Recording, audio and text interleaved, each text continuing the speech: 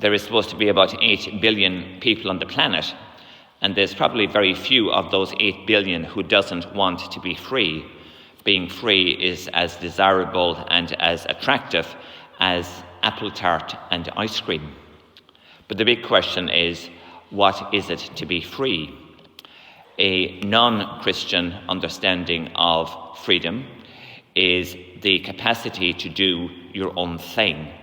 And the more money you have, and the more power and contacts, and the biggest job that you have, etc., means that you can more and more do your own thing. Now, Christian freedom is something that is quite different from that. Christian freedom is the capacity to be our true selves, to be who we are at our deepest level. Now, I know it's 7 o'clock in the morning, and let me repeat that again. Christian freedom is the capacity to be our true selves, to be who we are at our deepest level. And to be our deepest, truest selves is to be a child of God. That is what we were created to be, and that is what true freedom is about. What blocks or limits freedom, this capacity to be a child of God, is sin. As we heard Jesus say in the gospel, everyone who commits sin is a slave.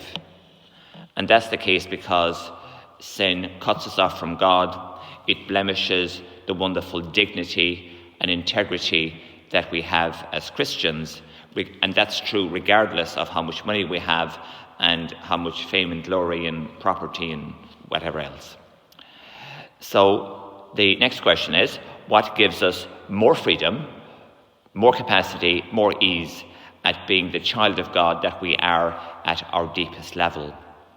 And Jesus told us in the gospel that what gives us this freedom is knowledge of God's truth, Jesus' teaching. At the start of today's gospel, we heard, if you make my word, my teaching, my truth, your home, if we live in it, you will indeed be my disciples.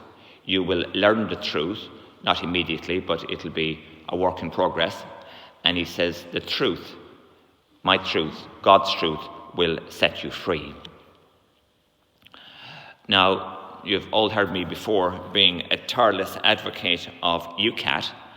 UCAT is the best catechism that the Catholic Church has ever done in 2,000 years. And if you want a practical summary of all of what Jesus teaches and how we should live as his disciples in this world, I'm pretty sure that it's very difficult to beat this book.